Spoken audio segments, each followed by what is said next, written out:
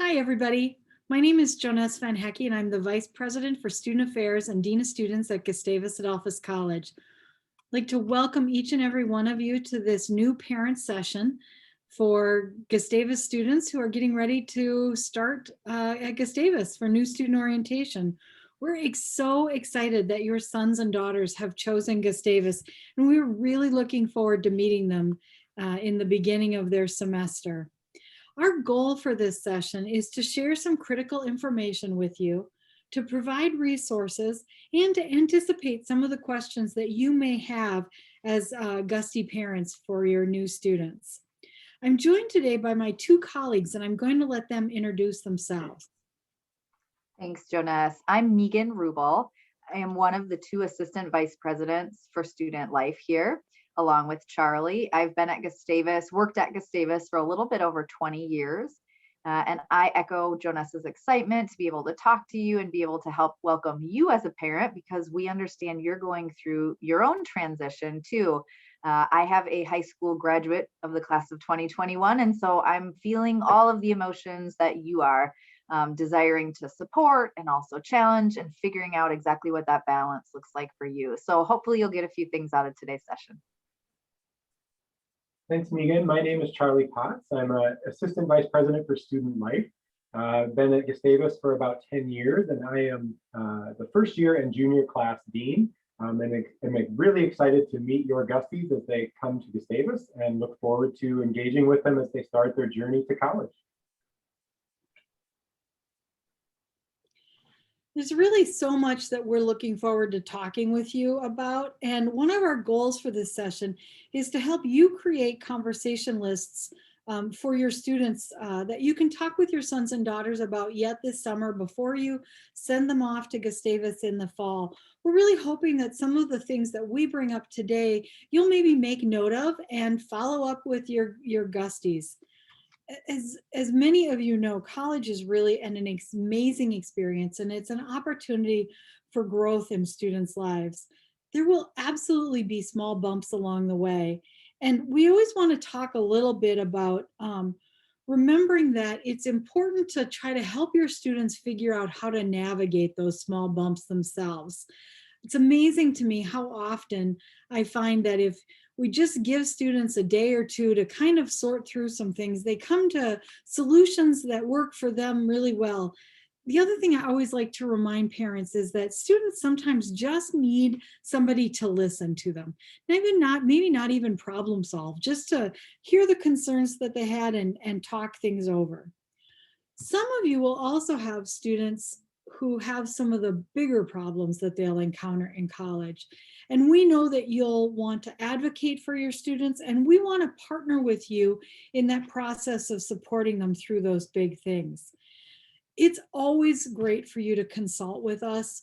And I want all of you to know that you are free to call the Dean of Students office, whether it's a Dean of Students office issue or if it's something that we can just help you get connected to somebody else on campus to find the right people for you to talk through about what's going on with your Gustie.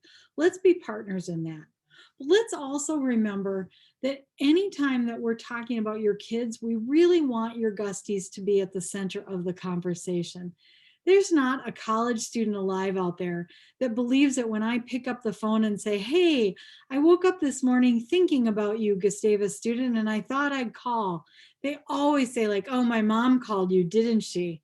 Yeah, well, she did. So my suggestion for parents is always that if you think that it would be helpful to get the Dean of Students or any other office on campus involved in something going on with your student, let your student know, and maybe even encourage them to come in, have a conversation with one of the deans of students, and then we'll together reach out to you as parents.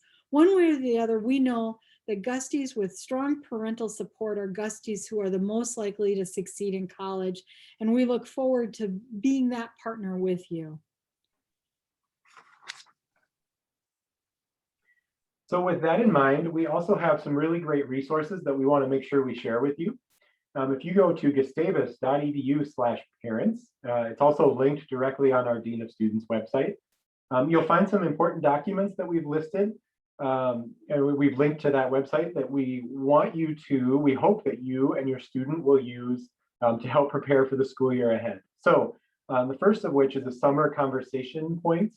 And this includes a lot of just sort of bullet pointed ideas about things that you could talk about. We know that you are really excited to talk to your Gustie about the transition to college, but you just might not know where to start. You might not know what they're thinking about, or you might be concerned about their anxieties or stresses when they think about starting college. So these summer conversation points can be really helpful in thinking about, personal finances, time management skills, relationship building. So there's a whole bunch of things on that sheet that might be really helpful to you as you sit down at the dinner table this summer, or whenever you can catch your Gustie coming in and out of summer jobs and activities and things like that, to sort of start that conversation about what it's going to mean to go to college. We also have a really important handout with information about some alcohol awareness that can help you have sometimes a challenging conversation about substance use, what that will look like at college, and how to think about some harm reduction strategies and smart decision making.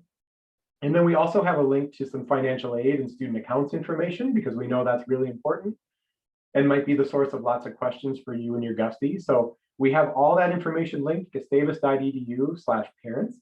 And we try to keep that updated with new information that we have. So that's a good kind of resource point for you to keep going back to look for things that could be helpful.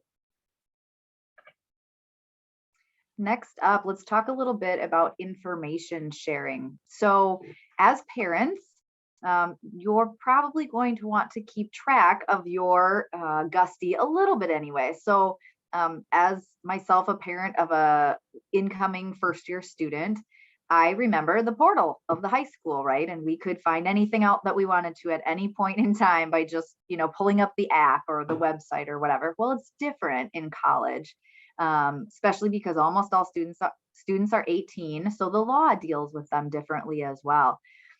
We do have information to share, but the difference is your Gustie has to authorize you to have that information.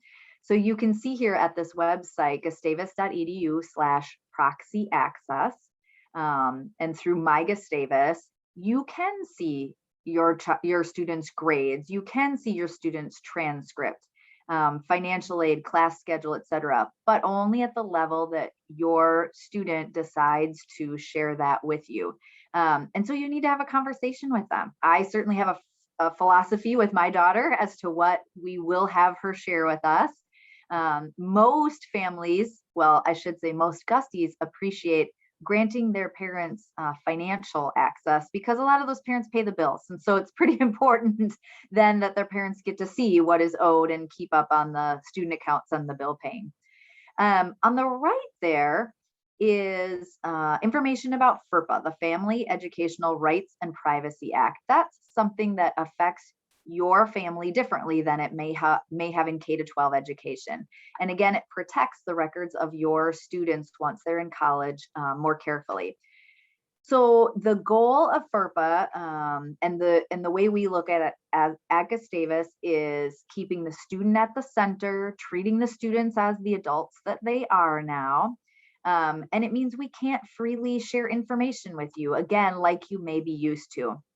There are limited exceptions to that. And I would just reiterate Joness's points at sort of the top of the presentation about we want to talk to you. It's not that we don't want to talk to you. It's not that we don't want to share information with you, but we want to keep your student in the middle of that and not sort of be talking around them, if that makes sense. So if you feel like you're in need of information or in need of help, don't hesitate to call. It just may be that we say, you know what, I'm just going to have to make sure I have permission from your student before I call you back with this information you're seeking. Or let's get a three-way call going so that we can all be sharing the information together. So that's just a little bit of information about where you can find information and how you're going to be granted access to information now that your student is a college student. One of the things that parents often have lots of questions about is how their students manage their health care when they're away at college. Well, first of all, I want to share with you that we have an amazing health service on campus. We have a physician's assistant and 2 full-time nurse practitioners who staff it. We also have a dietitian on staff and a psychiatric nurse practitioner. Um, we're very fortunate to have the kind of resources that are available to our students billed through insurance to help them manage their own health care. Our students are also welcome to see one of our 2 on-staff nurses just for a consult if that's helpful without any kind of billing of services. We have a number of resources that are available to Gustavus students. The local St. Peter Hospital called River's Edge is a great resource. And then we also have a larger Mayo System hospital in nearby Mankato. We have 2 pharmacies in town, plus our on-campus health service stocks a number of common medications and prescriptions so that our students may be able to, if prescribed a medication through the health service, actually even just pick it up on campus.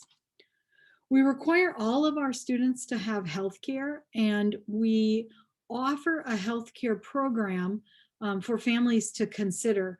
Because of regulations, it's actually, we can do a more affordable healthcare option, if we enroll everybody into healthcare and then ask families that don't need to have that student health insurance unenroll themselves. And so you'll be receiving, or your student, excuse me, will be receiving information about how to provide their health insurance information so that they don't accidentally end up with the college's health insurance program. If you do need college health insurance, then it's available, and that same system will be able to help you look at it. That coverage starts August 1st and goes for an entire year, so expiring in July 31st in 2022. It's a good affordable coverage, but we certainly don't want anyone to take it who has health insurance and coverage through family or through other systems. So that's a good one to put on the summer checklist and make sure that that's a piece that you're talking through and talking about with your student. The college offers an optional, what's called Grad Guard tuition insurance. Sometimes families decide that their student is going to try to come to college, but because of a medical issue, whether that's physical health issue or a mental health issue, that they may not actually be able to succeed for the whole of the semester. And in those cases, an insurance like a Grad Guard tuition coverage can really be helpful if for a student who wants to try but finds that they just aren't in a position where they're able to complete a semester. There's information on the college's health services page about Grad Guard, and we're happy to get you connected with folks on campus who can talk more about that. It's probably likely that some of your own insurance programs have programs like it that you could ask your local insurance agent about it. I just know that over the years, we've occasionally come across parents who've said, oh, I wish I would have known about something like Grad Guard on the front end. So we always want to make sure to mention it, but it's definitely not something that the majority of you are going to need to worry about. Occasionally, as I mentioned, students do have substantial health-related issues during the academic year. And we have a special medical leave of absence program for those students to consider. It's available and coordinated through our office, the Dean of Students office. And so if you find that your student for medical reason is going to be needing to leave the campus mid-semester, just remember in the back of your head that we do have a medical leave of absence and that our office, Dean of Students office, is available to assist you in kind of making decisions that are going to be best for your family while your student gets healthy and well.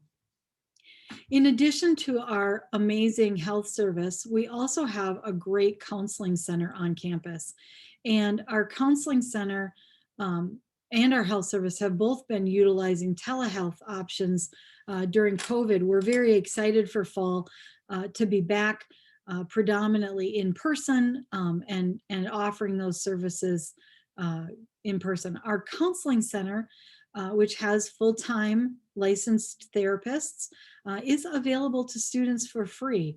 They might also, however, be referred to off-campus resources.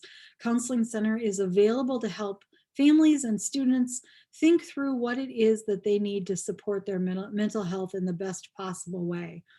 For those of you who have kids who have a therapist at home, have been working with somebody, I really encourage you to reach out to our counseling center in advance of coming to campus and to think together about what it is that will best serve your students' needs. Can the counseling center help your student find an off-campus therapist, or will they be able to continue to have a relationship with their therapist from home, thanks to us all learning this year how to do telehealth? Just talking through with somebody kind of the possibilities and the options, I think, is always a great thing to do on the front end. So really encourage you to put that on your list of things to talk through for families who are used to having students who work with mental health providers. Live to Learn is a great Gustavus student resource that is available for students who want to do some more self-driven online, predominantly online pre-work. So students who have questions about, am I struggling with anxiety or depression, for example, oftentimes find, or is stress really starting to be an issue in my life? Oftentimes those students find our Live to Learn resource to be a very helpful one for them. And our health service, our Gustie Well, and our counseling center are all places that can help our students get connected to Live to Learn. We mention it to you as parents today because we just know that sometimes when students are talking with mom and dad and saying, I just don't feel great, things aren't going well, you can kind of do that little click in the back of your head that said, I think that they talked about a resource that was an online mental health service, that maybe that would be worth checking into. So we always find it helpful to make sure that parents have a little bit of information about resources. The last thing that I want to talk about with our health information, and I know that everyone has received this communication from the college, but we are, as an institution, have made the decision that we are going to require COVID vaccination for all of our students. Now, we understand that there's a small portion of students who, from physical health reasons, are not eligible for vaccination. We also anticipate that we might have a small number of students who are conscientious objectors to vaccinations. If your child fits into one of those two categories, then we want you to go to the Gustavus Health Service webpage, look at the section about vaccinations, and get information about how to have your student register for one of those two categories. There'll be some information that they'll need to provide the college. Everybody else, we're hoping that you'll enthusiastically join us in our campaign to have as many Gusties vaccinated against COVID as possible.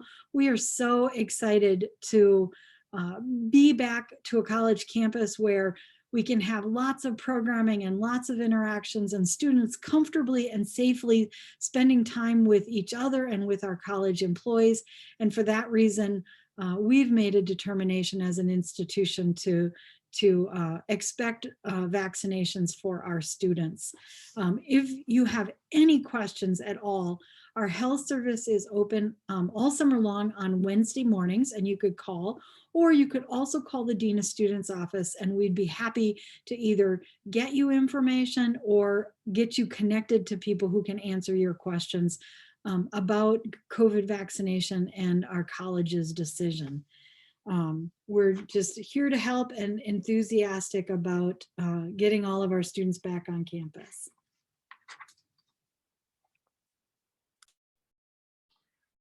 So the Dean of Students office is the three of us right here. We use a class dean model in how we serve students. So the four of us, or the three of us, divide up the 4 classes. I am the dean for the first year class, your incoming Gustie, as well as the junior class.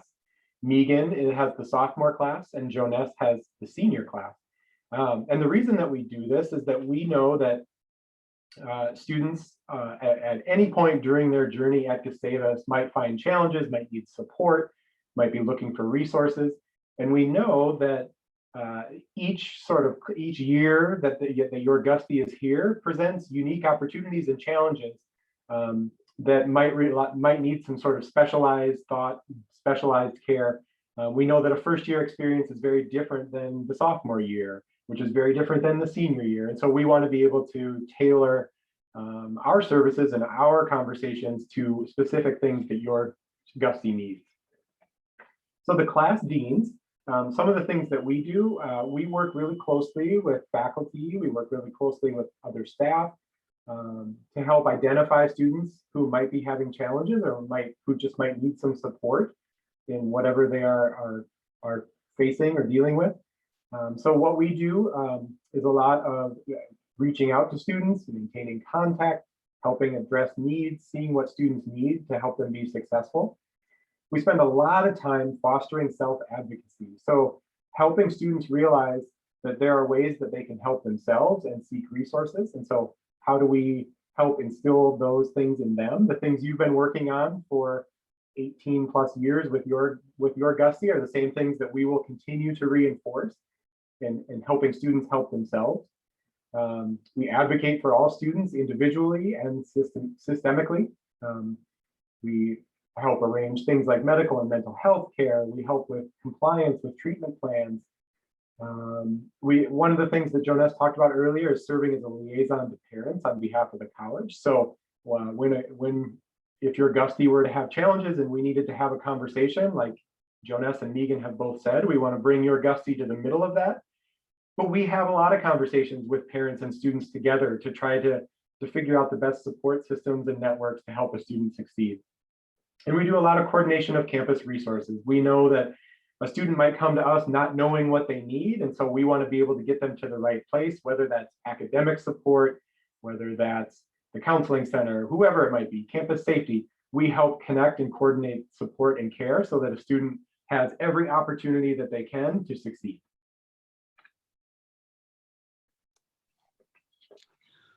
Every year when we do a parent session, we kind of find ourselves with a handful of questions that parents always ask. And so we've tried to anticipate some of those. And the next 2 slides are really about some things that we think you may have questions about that we just want to anticipate.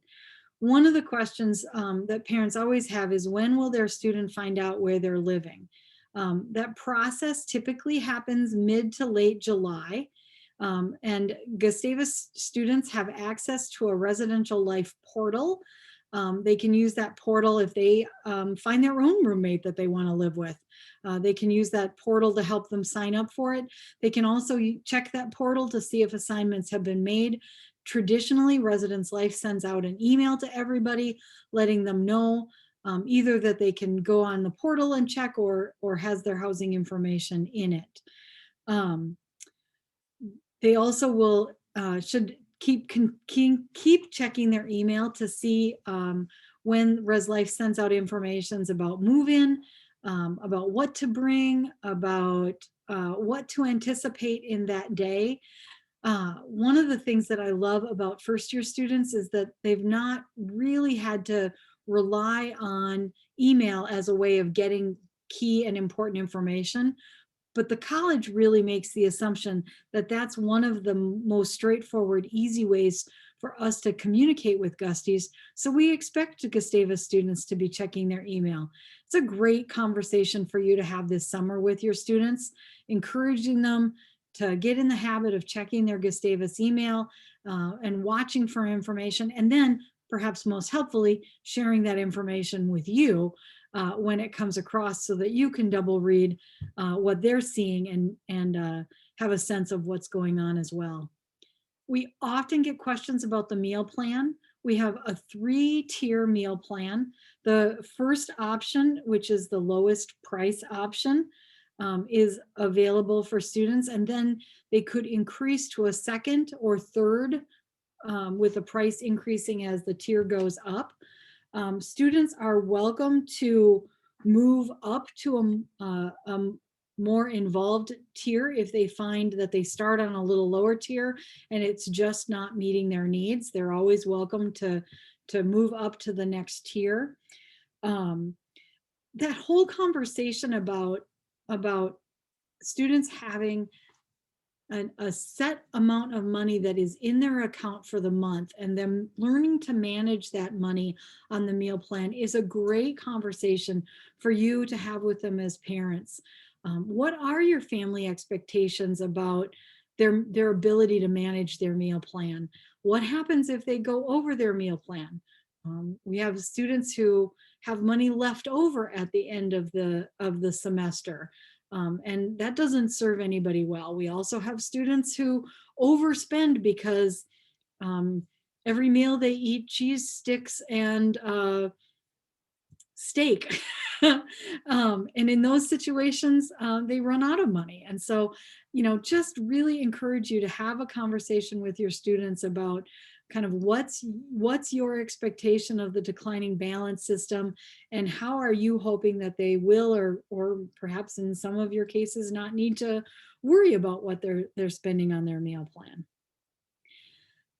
Oftentimes we have parents ask us about what technology students need on campus. We have computer labs, and theoretically a student could come to college without a computer, but to be honest, it would be tough. The majority of our students do have laptops. Some have desktops, but the majority of them have laptops. I think the students who have laptops really appreciate the flexibility of being able to study where they want to study, take their laptop to the library, take their laptop to class, and take notes in class right on their laptop. Again, it's not a necessity, but it's certainly something that most of our students have found to be a really helpful piece. What students don't have, and what is always, I think, a good thing to say to parents is almost none of our students come to campus with a printer. Our printing systems are networked so that you could be sitting in your residence hall in Pittman and you could send a document down to the Pittman printer, or you could know that you were heading over to the campus center and you could send it to the campus center to have it printed there and pick it up there. Or you might be sitting in the library and have something sent to the library printer. So a printer is really not a critical thing for our students to have.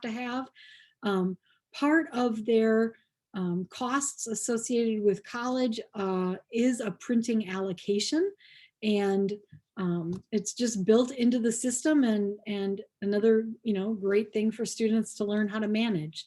But we just wanted to mention that really in most situations, students find that printers are absolutely not necessary. The last thing that I want to talk about on this slide is harm reduction. It's really important for us to know that you're having conversations this summer with your students about alcohol and other drugs, about sexual assault. These are issues that are important to us at Gustavus. We're proud of the fact that we have low incidences of crime on campus, but it doesn't mean that crime doesn't happen.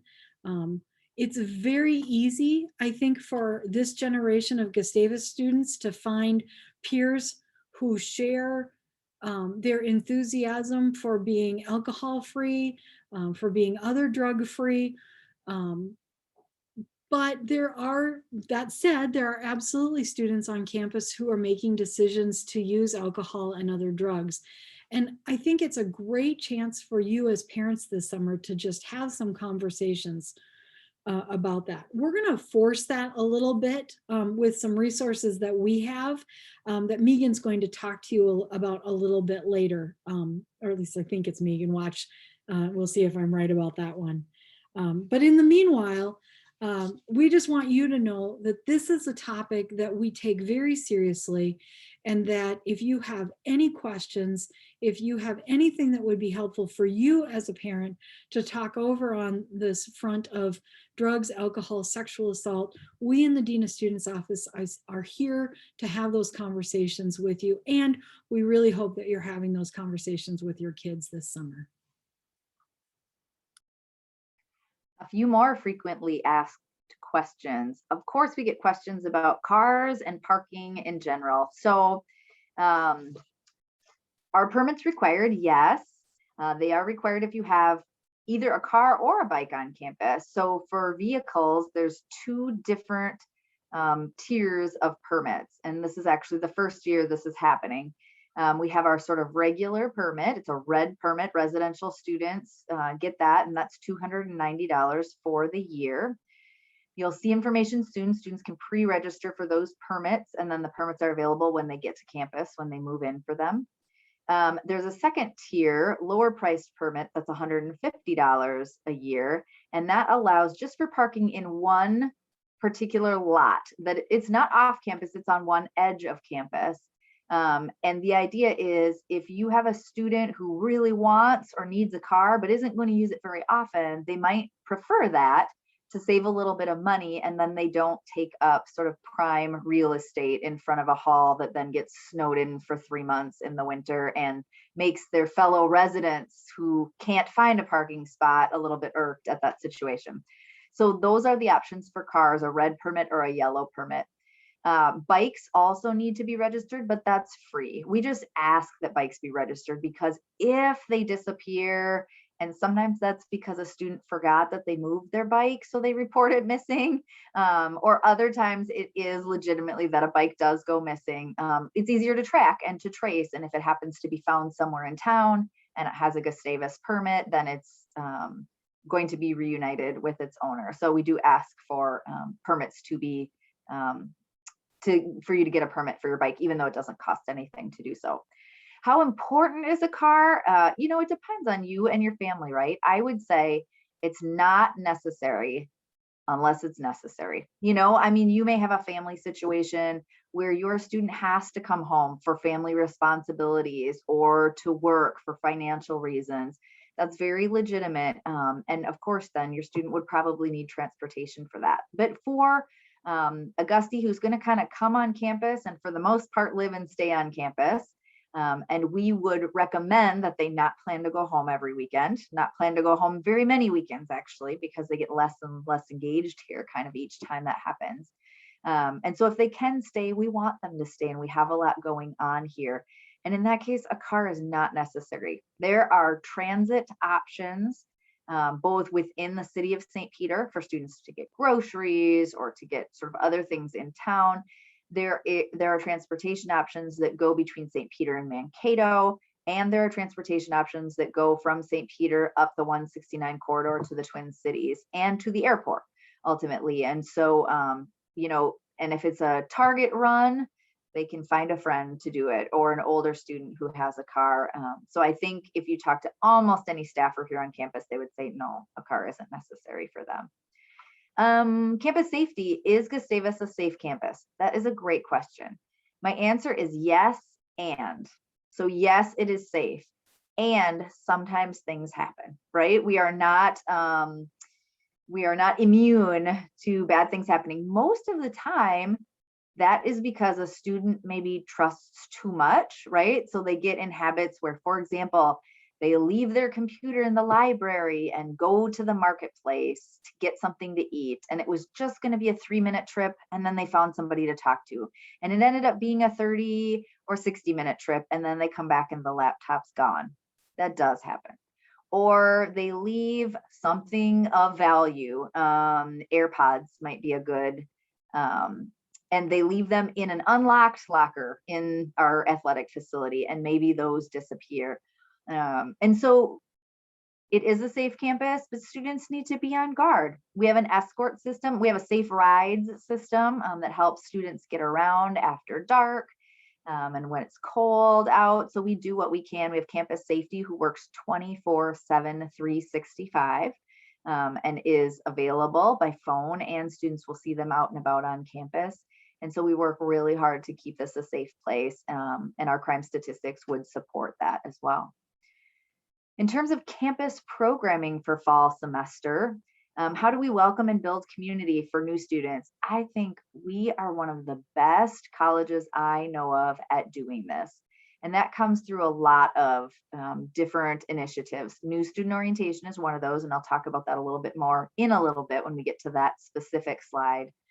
We have an organization fair early in the year where our 150 organizations have tables and try to recruit new students to join them. So if your student is interested in something very mainstream or something very out of the box, we probably have a club about it. And your student can get connected with other like-minded individuals. We offer late night programming, especially during the first 6 weeks of the semester. We know that that's when students form some social habits, and we want to make sure they're healthy ones. And so we offer a lot of alcohol-free alternative programming on weekend late nights for them. And through their residence hall, they're going to make great connections as well. And first term seminars. So there's lots of small groups that we kind of put them in for them to meet people and get connected to people. So speaking of fall, we know that you all need to make plans for what fall semester will look like. So we wanted to share some really important dates with you. I encourage you to look, there's a link at the bottom there. You have to search for the academic calendar. The link is right there if you want to type it in. But that 6-year academic calendar will be one of your better friends for the next few years.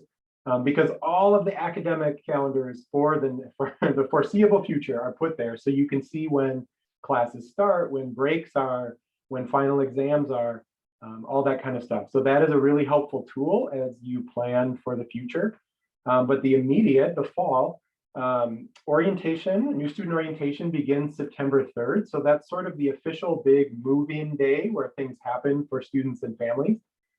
You will receive a whole lot more information about residence hall move-in, what that's going to look like, when you receive your housing information through the housing portal later in July. So make sure you're looking for that, and your Gustie is looking for emails that they receive about move-in day logistics and all the details they'll need for that. As Megan mentioned, new student orientation happens right away in September. She'll talk more about that in a second too. Classes start on Tuesday, the day after Labor Day. That's a pretty typical start for us each year, so you can kind of plan on that happening. Family weekend is an opportunity to engage with your Gustie, to sort of see them in their natural habitat, in their new space. More information about what family weekend will look like will be shared. Our campus activities office does a wonderful job of planning that. And there are a whole bunch of different, social and academic components so that you can kind of see a day in the life of a Gustie. So look for information about that. Fall break happens. We take a pause on a Monday and a Tuesday where there are no classes in October, about midway through the semester. Residence halls stay open, so your Gustie can stay here. But we know that is also a really great time when Gusties can get away and get a little break. It might be the first time that they try to get home for the semester. So know that that's on the calendar, that they have 2 days, a long weekend with 2 days of no class. Thanksgiving recess is one of the times when our residence halls close. We always have, every time our halls close, we have opportunities for those who have significant travel or have extenuating circumstances who need to stay, can apply to do so, and can register to do so. But Thanksgiving recess is one of the times when we close our campus, and things are, dining service is closed, other services are closed. Final exams are right before Christmas typically. That's usually in that 17th to the 20th range. And then winter break, we are completely closed on campus except for those students who need to be here, and those students can work on that through residential life. But otherwise, classes in recess. It's the break between fall semester and the start of our January term, which starts on January 3rd this year. So keep this calendar handy, but also get to know that academic calendar a little bit as you make plans for the future. Thanks, Charlie. So new student orientation, move-in day. Charlie talked a little bit about that. Basically, watch for more information through the housing portal.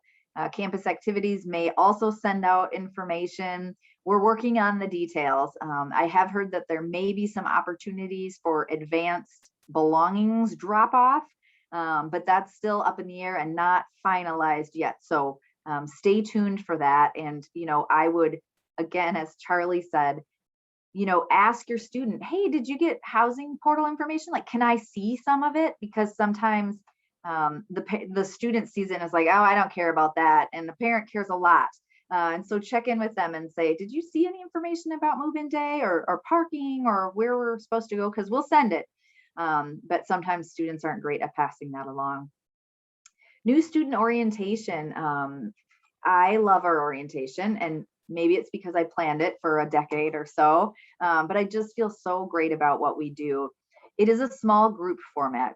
So Gustie greeters are upper class student leaders. We hire between 30 and 40 of them every year. And then the first year class is broken down into small Gustie greeter groups.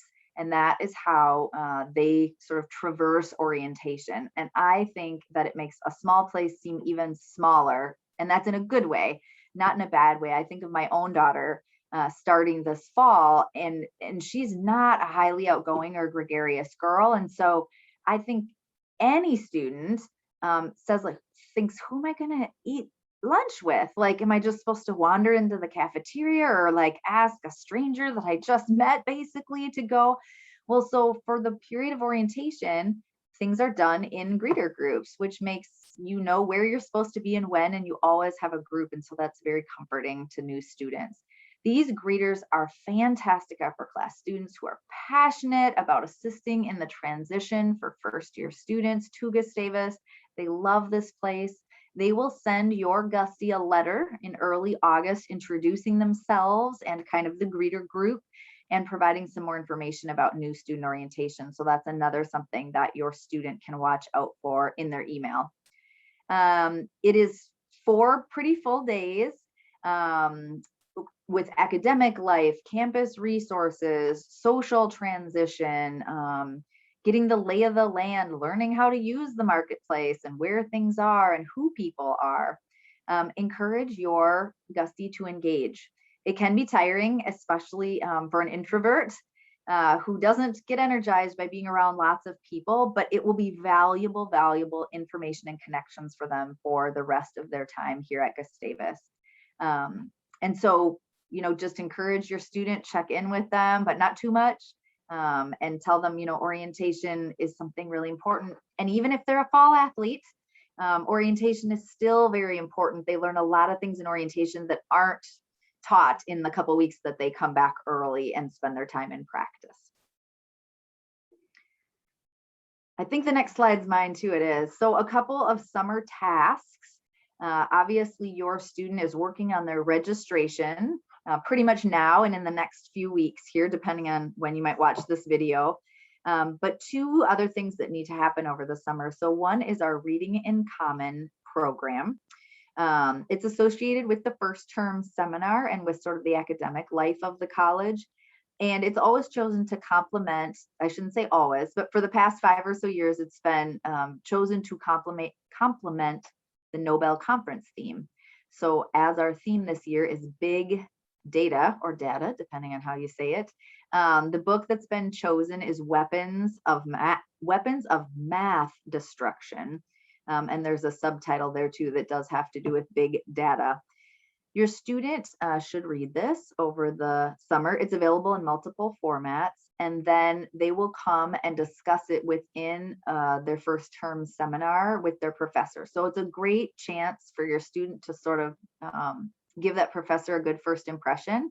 And they don't have to talk eloquently and in detail about it, but the idea that they've read it and they've thought about it a little bit and that they want to contribute to what will be a good sort of introduction to a college level class discussion will be good for them. You can read it too and discuss it with your first year student. It might be a way to sort of connect to their college experience a little bit. Also, online harm reduction courses. Jonas talked a little bit about how important this is to us, and it's so important that we secure a relationship with a company called Vector Solutions.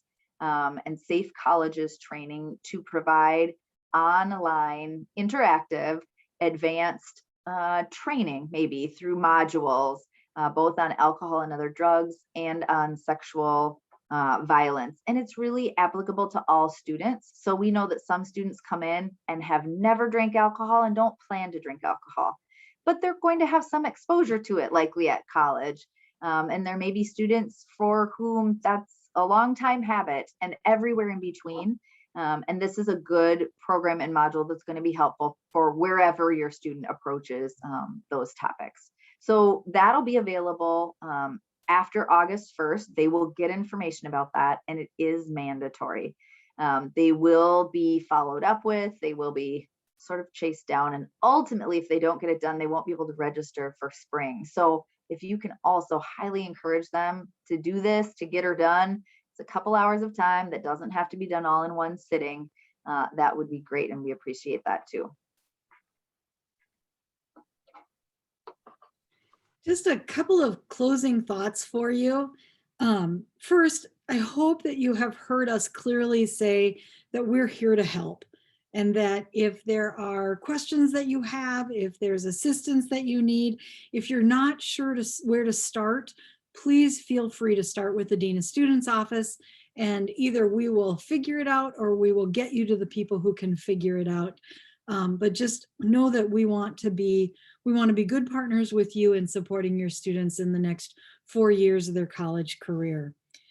Don't panic if your Gustie doesn't respond immediately. They're going to be busy and they're going to be engaged, and they're going to be involved if they're successful students the way most of our students are. And that means sometimes that you don't hear from them. It also means that it's okay for you to have a family expectation about what being in touch looks like. Another one of those great summer conversations is a discussion about, what's the family expectation of responding to a text, or what's the family expectation about speaking on the phone regularly or communicating via email. Just some kind of agreements on the front end about what that might look like. It's not like you can't change the plan or have a different plan as time goes on, but it's a great idea. We find that families that kind of think through some of those expectations find themselves with a few less bumps along the way. So put that one on your summer agenda as well. Some of you will have students who just jump right in, and you would think that they were made for college. Others will have students who maybe will put a toe in the water and see how it feels and be a little bit more tentative. There's no one right way of being, as you know, your kids have been unique individuals all along, and they will continue to be unique individuals at college. One of the best pieces of advice that I have for parents of new college students is, if you're having phone conversations, email conversations, text exchanges, and you're starting to be concerned that maybe your student is a little homesick, or maybe you have a student who's kind of saying, hey, maybe I should come home next weekend. If it works for your family, and I know that it wouldn't work for everybody, but if it works for your family, I can't encourage enough that instead of them coming home, you come to campus.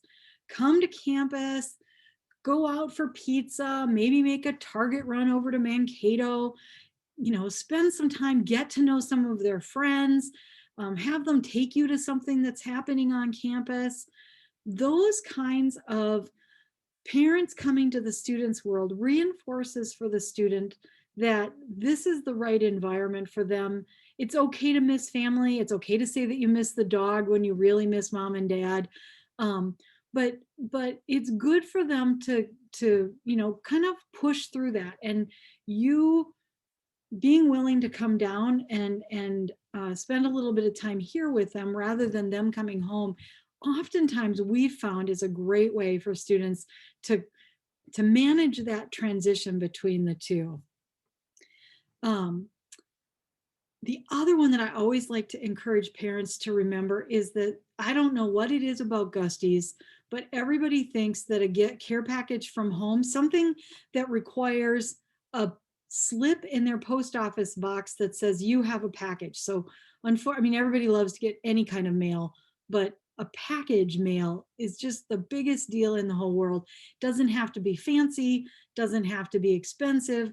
It literally can just be a box of a student's goofy little favorite things from home. Like, those go so far in helping Gustavus students feel loved and remembered and part of the family. And the cool part of being able to, get that package and open it up with your friends and have everybody say like, oh, you got Oreos, or, whatever it is. We always just want parents to know that Gusties love to get packages.